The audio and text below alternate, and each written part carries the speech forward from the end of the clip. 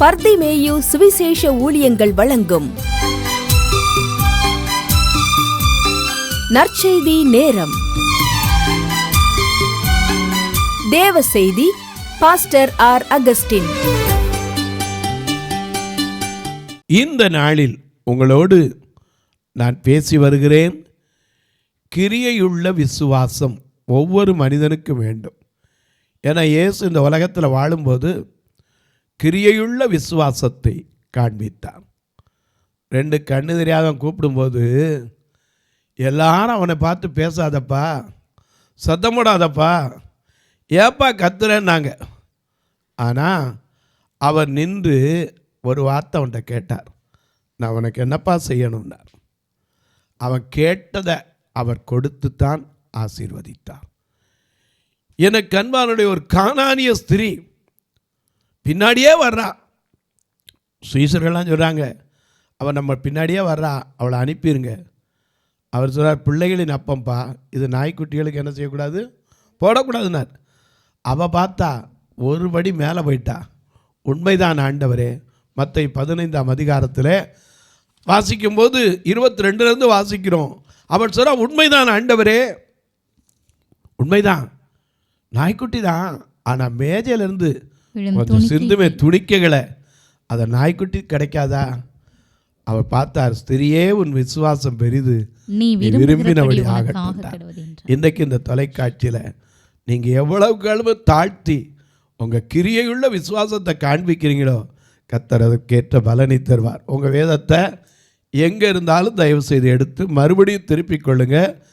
யாக்கோபு எழுதின பொதுவான நிருபத்தில் 2ஆம் அதிகாரத்தில் 21ஆம் வசனத்தை அப்படி எல்லாரும் எடுக்கிற வரைக்கும் எல்லாம் சேர்ந்து பாடுமா?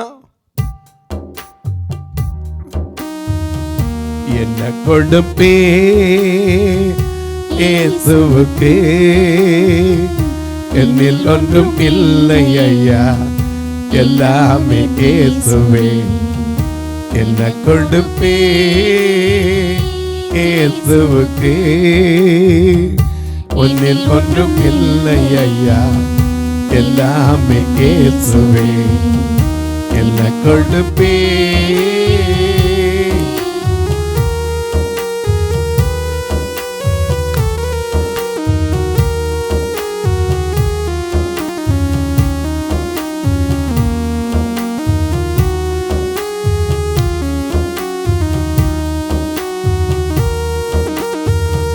தூதனாய் நான் இருந்தாலும்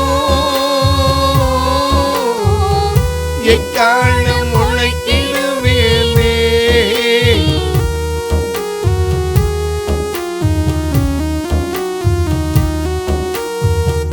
தூதனாய் நான் இருந்தாலும் எக்காலம் உழைக்கிடுவேனே.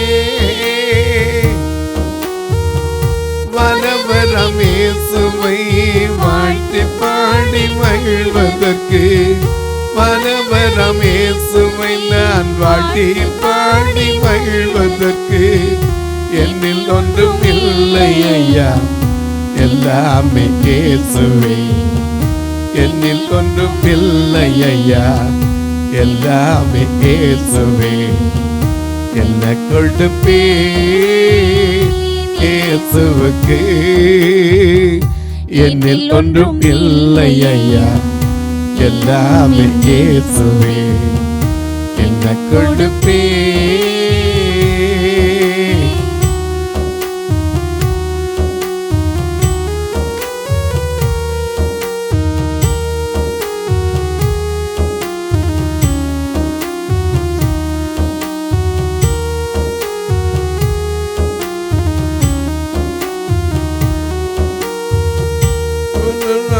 நான் ஆட்டுக்குட்டி நான் தருவேனே.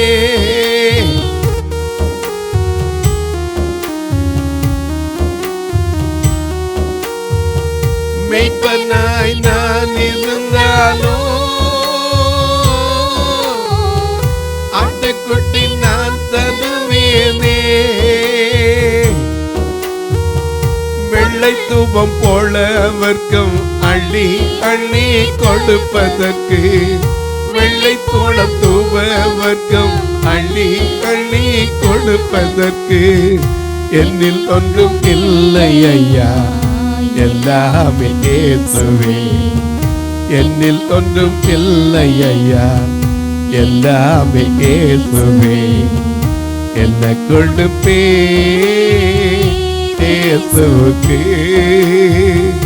என்னில் ஒன்றும் இல்லை ஐயா எல்லாமே இயேசுவே, என்ன கொடுப்பே. என்னத்தை கொடுக்க போறீங்க ஆண்டவருக்கு? அவர் தந்ததுக்கு நம்ம ஈடா என்னத்தை கொடுக்க முடியும்? இதற்கு ஈடு என்ன தருவேன் நான்?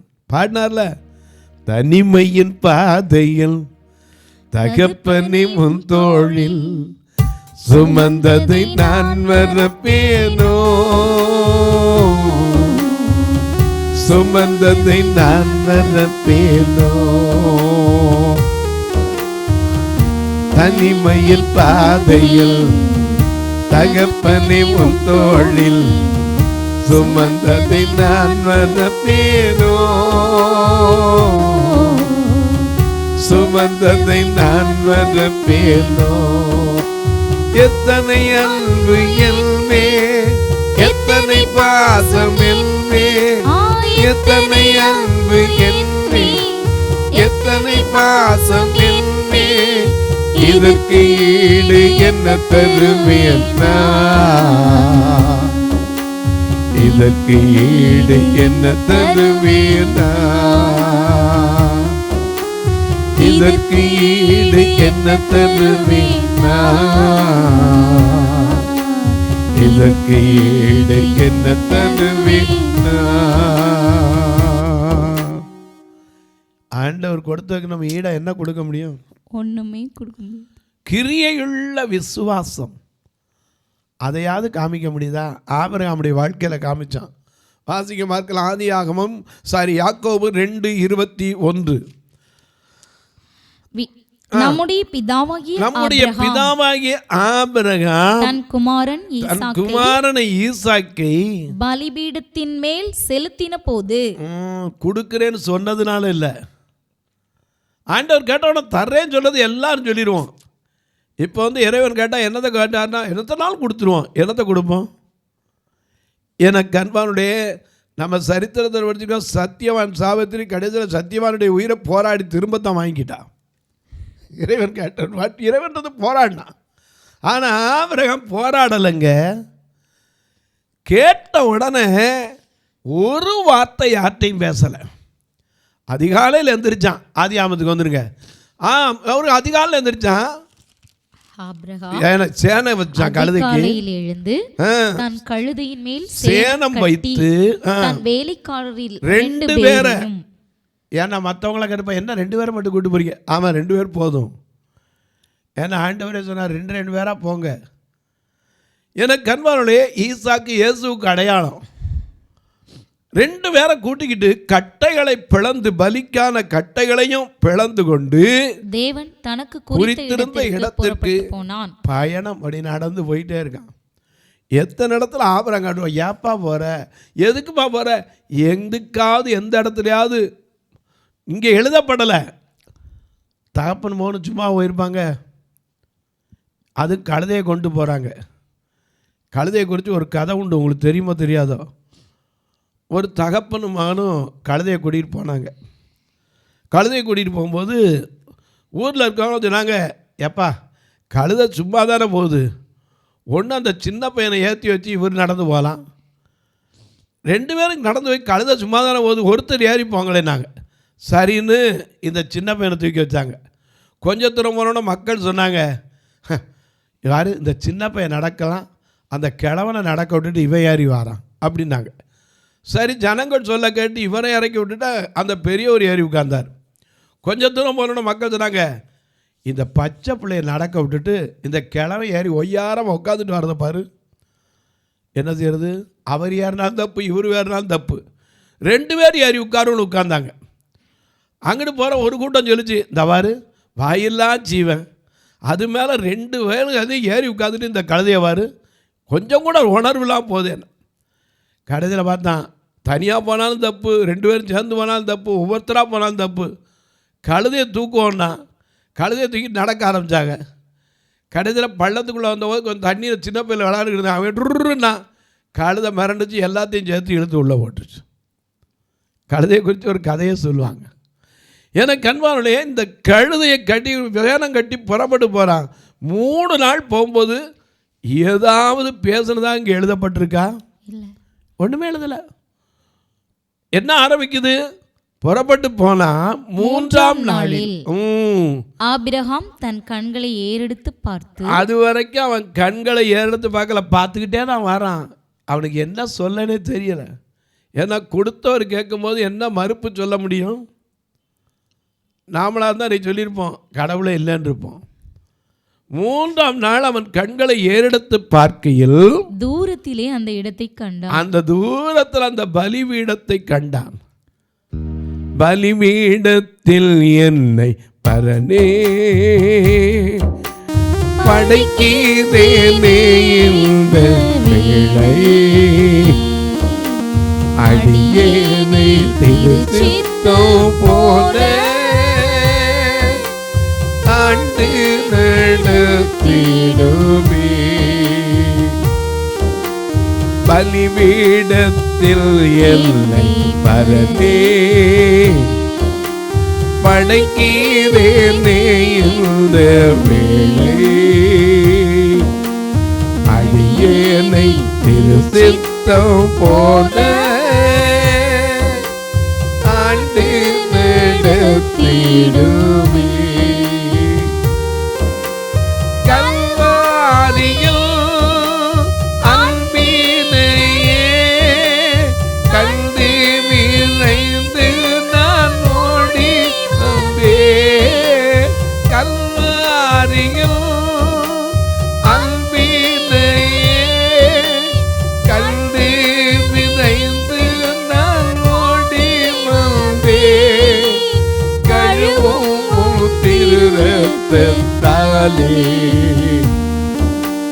கரை நீங்க இருதயத்தை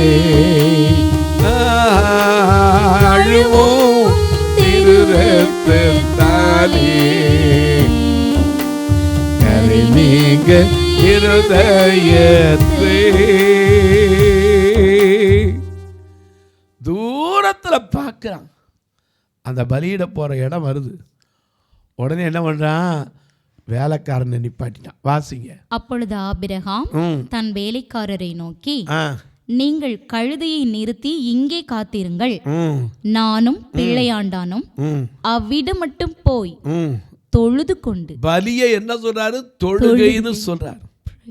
அதனால்தான் புத்தியுள்ள ஆராதனை. ரோமர் 12:1 வாசிக்கிறோம், இப்படி இருக்க சகோதரரே, நீங்கள் உங்கள் சரீரங்களை பரிசுத்தமும் தேவனுக்கு பிரியமுமான ஜீவ பலியாக ஒப்புக் கொடுக்க வேண்டும் என்று தேவனுடைய இரக்கங்களை முன்னிட்டு வேண்டிக் கொள்ளுகிறேன்.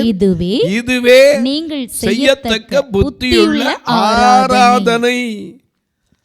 அங்கே தொழுகை, இங்கே அதுதான் பவுல் எழுதியிருக்கார். நாம் சொல்கிறோம் என்னவோ பைபிளில் எங்கே சம்மந்தம் இல்லாமல் இருக்குது. எல்லாம் சம்மந்தத்தில் தாங்க இருக்குது, நமக்கு தான் தெரியலை. ஏன்னா அந்த பலி செலுத்துகிற இடம் ஆராதனை. அதனால தான் அங்கே போய் பலியாக செம்மறி பாவங்களெல்லாம் சுமந்து தீர்த்தவரேன்னு பாடுறோம். ஆனால் ஆண்டவர் எதிர்பார்க்கிறது என்னமா? பலியை பார்க்கலும் கீழ்ப்படிதலும், ஆட்டுக்கிடாக்களின் நிலத்தை பார்க்கலும் செவி கொடுத்தலும் உத்தமம் என்று 1 சாமுவேல் 15:22 வாசிக்கிறோம். இங்கே 3ஆம் நாள் 3 நாள் நடந்து வந்தாச்சு. கொஞ்சம் தவிப்பாருவோன்ல, கண்களை ஏறெடுத்து பார்க்கிறான். அந்த கல்வாரி, அந்த பலியிட போகிற இடம், அந்த மோரியா மலை தெரிகிறது. வேலைக்காரனின் கழுதை, இங்கே இருங்கப்பா, நானும் பிள்ளையாண்டானும் போய் தொழுது விட்டு வருவோம். ஆண்டவர் கேட்டது என்னது? பலியா கொடு. ஏன் தெரியுமா? அவன் விசுவாசம் உள்ளவன். அதனால தான் விசுவாசிகளின் தகப்பன். ஏன்னா அவனுக்கு தெரியும் எல்லாம் அவர் சொல்லாம நடக்காது எதுவுமே. ஏன்னா அவரால் தான் ஆகும். 2 பேரும் அப்படி நடந்து போய்கிட்டே இருக்கும்போது ஒரு வேளை இப்படி பாடியிருப்பாங்களோ மாதிரியா, தனிமையின் பாதையில் தகப்பனை முத்தோளில் சுமந்ததை நான் மறப்பேனோ, சுமந்ததை நான் மறப்பேனோ. தனிமையின் பாதையில் தகப்பனை முத்தோளில் சுமந்ததை நான் மறப்பேனோ, சுமந்ததை நான் மறப்பேனோ. எத்தனை அன்பு என் மேல், எத்தனை பாசம் என் மேல், எத்தனை அன்பு என் மேல் ஐயா, எத்தனை பாசம் என் மேல். இதற்கு ஈடு என்ன தருவீர், இதற்கு ஈடு என்ன தருவீர், இதற்கு ஈடு என்ன தருவீர், இதற்கு ஈடு என்ன தருவீர். நான் ஒருவேளை நம்பரை இப்படித்தான் பாடிட்டு போனான்னு நமக்கு தெரியாது. தனிமையின் பாதையில ஒருவனாய் இருக்கையில் நான் அவனை அழைத்து, வேதம் சொல்லுதே 59, நான் ஒருவனாய் இருக்கையில் நான் அவனை அழைத்து ஆசீர்வதித்து, என்ன சொல்றாரு 51:2, உங்கள் தகப்பனாகிய ஆபிரகாமையும் உங்களை பெற்ற சாராளையும் நோக்கி பாருங்கள், அவன் ஒருவனாயிருக்கையில் நான் அவனை அழைத்து அவனை ஆசீர்வதித்து அவனை பெருக பண்ணினேன்.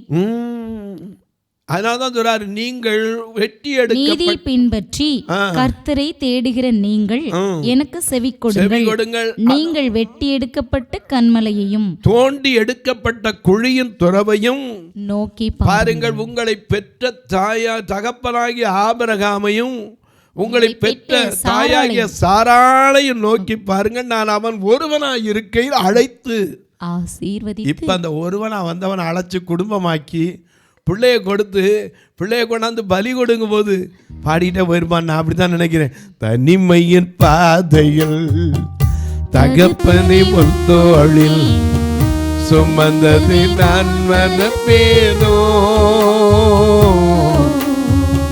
சுமந்ததை நான் மறப்பேனோ.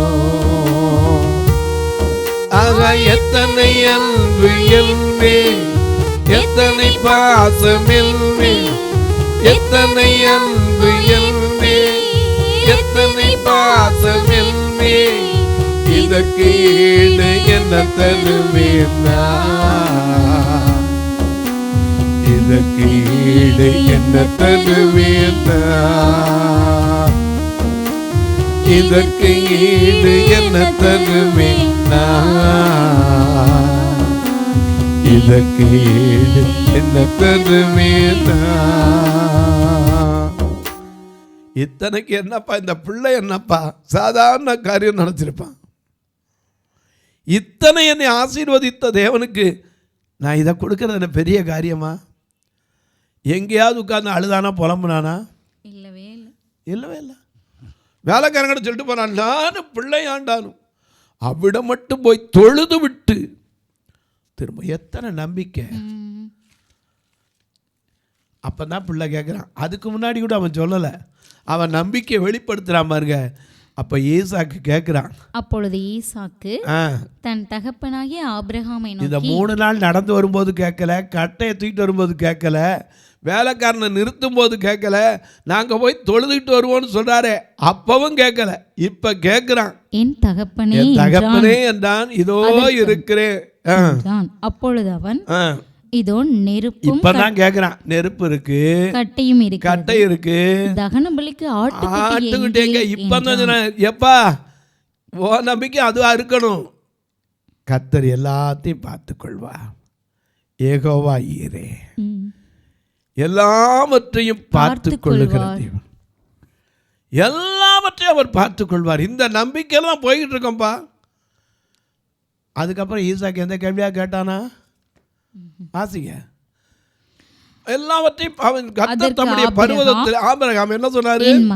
என் மகனே, தேவன் தமக்கு தகன பலிக்கான ஆட்டுக்குட்டி பார்த்து கொள்வார் என்றான். அவர் நம்பிக்கையில அங்க பின்னாடியே ஒரு ஆடு ஏறி வந்தது அவன் கண்ணுல தெரிந்தத தரிசனத்துல பார்க்கிறான். ஆண்டவர் பார்த்து கொள்வாரப்பா. அப்புறம் இருவரும் கூடி போய் தேவன் அவனுக்கு சொல்லி இருந்த இடத்துக்கு வந்தார்கள். அங்கே ஆபிரகாம் ஒரு பலிபீடத்தை உண்டாக்கி கட்டைகளை அடுக்கி தன் குமாரனாகிய ஈசாக்கை கட்டி அந்த பலிபீடத்தில் அடுக்கிய கட்டைகளின் மேல் அவனை கிடத்தினான். ஈசாக்கு தெரிஞ்சிருக்காது நம்ம தாண்டா பலியாடுன்னு, இல்லையா?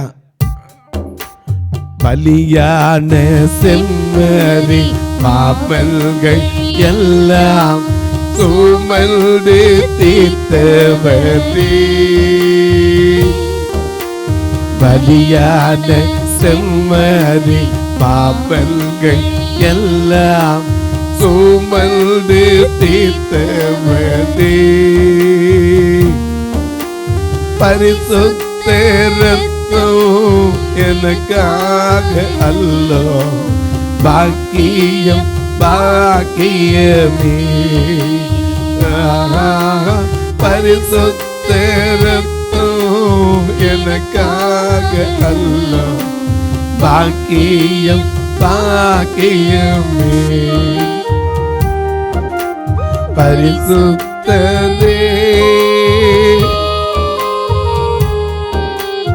படைத்தவரே, ஆராதனை ஆராதனை. நம்பிக்கை, அவ்வளவு நம்பிக்கை. கட்டி வைக்கிற வரைக்கும் நம்பிக்கை. அது மட்டும் இல்லை, அடுத்து என்ன செய்தான்? வாசிங்க. பின்பு ஆபிரகாம் தன் குமாரனை வெட்டும்படிக்கு தன் கையை நீட்டி கத்தியை எடுக்கும் போதுதான் அப்பொழுது கர்த்தருடைய தூதனானவர் வானத்திலிருந்து, அங்கேயும் கர்த்தர் உள்ள, இன்னைக்கு இருக்கிறோம் கர்த்தர் என்கிட்ட வந்து உட்கார்ந்தாங்கன்னு சாட்சி சொல்றாங்க. அங்கேயும் கர்த்தருடைய தூதனானவர் வானத்திலிருந்து ஆபிரகாமே ஆபிரகாமே என்று கூப்பிட்டார். அவன் இதோ அடியேன் என்றான். அப்பொழுது அவர், பிள்ளையாண்டான் மேல் உன் கையை போடாதே, அவனுக்கு ஒன்றும் செய்யாதே, நீ அவனை உன் புத்திரன் என்றும் ஏகசுதன் என்றும் பாராமல் எனக்காக ஒப்பு கொடுத்தபடியினால் தேவனுக்கு பயப்படுகிறவன் என்று இப்பொழுது அறிந்திருக்கிறேன் என்றார். அல்லேலூயா. எப்ப சர்டிபிகேட் கிடைக்குது? பிள்ளைக்கு மேல கத்திய வாங்குற வரைக்கும் கிடைக்கல, இப்பதான் கிடைக்குது. நீ தேவனுக்கு பயப்படுகிறவன். அவன் தன்னையே கொடுக்கல, தன்னை மட்டுமல்ல, தன் குடும்பத்தை மட்டுமல்ல, ஏன் மனைவியை கொண்டு போயிட்டான் அபிமெலேக்கு. அப்பா கூட அவன் கவலைப்படலை.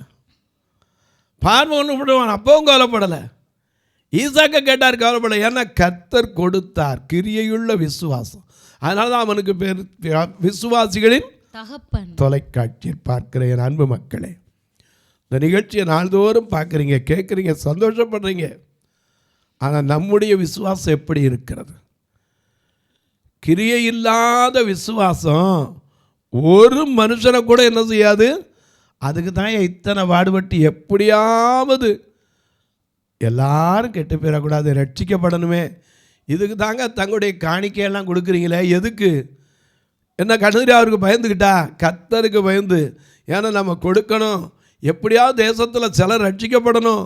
ஐயோ இந்த மக்களும் நரகத்துக்கு போயிடக்கூடாது, இந்த தாகத்தில் கொடுக்குறீங்க. கர்த்தர் உங்கள் கிரியைகளை அறிவார், அதற்கேற்ற பலனையும் தருவார். தொலைக்காட்சியில் பார்க்குற நீங்கள் ஒரு வார்த்தை ஜெபம் பண்ணுங்க. இது தொடர்ந்து வருவதற்காக ஜெபிங்க. ஒவ்வொரு நாள் நிகழ்ச்சி ஆண்டவர் 30 நாள் 30 பேரை எழுப்பணும், ஜெபம் பண்ணுங்க. எங்கள் சபை 2 கண்ணுதிரியாக, எங்கள் சபை மக்கள் சபை எல்லாம் பார்வையற்ற பிள்ளைகளும் பையங்களும் தான் வருவாங்க. இவங்களை அழைத்து வர்றது கூட வாரம் 4000 ரூபா வாடகைக்கு தான் வேன் எடுக்கிறோம். ரொம்ப ஆசீர்வதிச்சவராக இருந்தால் எத்தனையோ நிர்வாகத்தில் பெரிய பெரிய ஆட்களாக இருக்கலாம். கர்த்தர் உங்களை ஏவினா இதுக்கு ஒரு வேணை வச்சீங்கன்னா என்றைக்கு அது ஆண்டவருடைய ராஜ்யத்தில் உங்கள் பேர் நிற்கும். நான் இங்கே பேர் எழுதுவேன்னு சொல்லலை. இன்னார் கொடுத்தார் டொனேட்டர் மைன் கூட எழுதலாம். ஆனால் அங்கே எழுதப்படும். அங்கே சொல்லுவார், ஆத்ம ஆதாயம் செய்கிறவன் ஞானம் உள்ளவன். நீங்கள் ஞானவான்கள் ஆகாய மண்டலத்தின் ஒளியில் நட்சத்திரங்களை போல என்னைக்கு பிரகாசிக்க கர்த்தர் உதவி செய்வார். உங்கள் பிறந்த நாள், திருமண நாள் போன்ற நல்ல நாட்களிலே உணவு கொடுக்க உதவலாம், ஒரு ஊன்றுகோல் கொடுக்க உதவலாம், ஒரு ஃபியூனரல் ஃபண்டுக்கு உதவலாம், கட்டுமான பணிக்கு உதவலாம். என்ற கடையில் எத்தனையோ காரியத்தை சொல்லுவேன். எப்படி தொடர்பு கொள்ள? இந்த 2 நம்பர் இங்கே வந்துக்கிட்டே இருக்கும். ஜிபே வந்துக்கிட்டு இருக்கும், அதில் ஃபோன்பே வரும், நீங்கள் பார்க்கலாம். ஒருவேளை ஐயா நான் கட்டுமான பணி கொடுக்கணும் அல்லது சுவிசேஷ பணி கொடுக்கணும் இப்படின்னு கேட்டிங்கன்னா ஒவ்வொன்றுக்கும் ஒரு காரியம் உண்டு, நம்பர் உண்டு, உங்களுக்கு தர்றேன். நீங்களும் தாராளமாக தொடர்பு கொள்ளலாம். ஆனால் திரும்ப திரும்ப சொல்லுவேன், கட்டாயம் இல்லை, விசனமாக இல்லை. கர்த்தர் ஏவினான். உங்கள் ஜெபக்காரி எது இருந்தாலும் காலை 10லேருந்து 5க்குள்ளே சொல்லுங்கள். இப்போ உங்களுக்காக ஜெபிக்கட்டுமா? நல்ல பிதாவே, நன்றியோடு துதிக்கிறோம் சுவாமி. இந்த நல்ல அருமையான நாளில் கிரியையில் உள்ள விசுவாசம் வேண்டும் அப்பா. வீணான மனுஷனே, கிரியை இல்லாத விசுவாசம் ஒருவனையும் ரட்சிக்காது என்று எழுதப்பட்டிருக்கிறது. ஒவ்வொருவரும் தங்களுடைய கிரியையுள்ள விசுவாசத்தை காண்பிக்கிறதுனால தான் இன்றைக்கு இந்த ஊழியத்தில் நானும் நிற்க முடியுது. அப்படி காண்பித்த ஒவ்வொரு குடும்பங்களையும், ஒவ்வொரு பெரியோரையும், ஒவ்வொரு பிள்ளைகளையும் வாழ்த்தி ஆசீர்வதிக்கிறேன். தங்களுக்கு இருக்கிற தேவைகளின் மத்தியில் குறைத்து இந்த ஊழியத்தை தாங்கி வருகிற என் அன்பு சகோதரர்களுக்காய், சகோதரிகளுக்காய், அதைவிட என் அன்பு தாய்மார்களுக்காய் ஜெபிக்கிறேன். ஒவ்வொருவருக்கும் நல்ல சுகபலத்தை தந்து, மன தைரியத்தை தந்து, அவருடைய பிள்ளைகளின் பிள்ளைகளுக்கு நீடிய வாழ்வை தந்து ஆசீர்வதிக்க வேண்டும் சுவாமி. படிக்கிற பிள்ளைகளுக்கு நல்ல ஞானத்தை கொடுங்க. குடும்ப வாழ்க்கையில் இருக்கிற பிள்ளைகளுக்கு சுகபலத்தை கொடுங்க. ஒருமனப்பாட்டின் ஆவியை கொடுங்க. திருமணம் ஆகாத பிள்ளைகளுக்கு நல்ல குடும்ப வாழ்க்கையை கொடுங்க. வேலையில் போராட்டத்தோடு இருக்கிறவர்களுக்கு நல்ல வேலை வாய்ப்பை மறுபடியும் உருவாக்கி கொடுங்க. ஒவ்வொருடைய கண்ணீர் கவலைகளை மாற்றுங்க. இயேசுவின் நாமத்தில் பிதாவே, ஆமென். சபை ஆராதனை ஞாயிறு காலை 10 மணி முதல் 12 மணி வரை. இடம் பர்திமேயு சுவிசேஷ ஆலயம், அன்னை சத்யா நகர், இளமனூர் அஞ்சல், சக்கிமங்கலம் வழி, மதுரை மாவட்டம். பின்கோட் 625201 மற்றும் பர்திமேயு சுவிசேஷ ஜெப வீடு, plot number 107, Eden garden, Muthur, Tirunelveli. Pincode 627011. சிறப்பு உபவாச கூட்டம் ஒவ்வொரு மாதமும் 2வது சனிக்கிழமை காலை 10 மணி முதல் 1 மணி வரை நாகர்கோவில் YMCA ஹாலில் வைத்து நடைபெறுகிறது. மற்றும் ஒவ்வொரு மாதமும் 4வது சனிக்கிழமை காலை 10 மணி முதல் 1 மணி வரை திருநெல்வேலி புதிய பேருந்து நிலையம் அருகில் உள்ள கிரேஸ் ஹாலில் வைத்து நடைபெறுகிறது. எங்கள் எல்லா ஆராதனைகளிலும் கலந்து கொண்டு தேவனை மகிமைப்படுத்த அன்பாய் அழைக்கிறோம். உங்கள் உதாரத்துவமான காணிக்கைகளினால் இவ்வூழியத்தை தாங்க விரும்பினால் R. Augustine, account number 5021364331, IFSC code IDIB 000B066, Indian bank, BP Kulam, Madurai. GPay number 9842181917, BGM ministries மற்றும் 9442559772, பிளைண்ட் மினிஸ்ட்ரீஸ் அகஸ்டின். உங்கள் தொடர்புக்கு பாஸ்டர் R. அகஸ்டின், பர்திமேயு சுவிசேஷ ஊழியங்கள், நாகமலை, புதுக்கோட்டை, மதுரை 625019. தொலைபேசி எண்கள் 9842181917 மற்றும் 9442559772. கர்த்தர் தாமே உங்களை ஆசீர்வதிப்பாராக.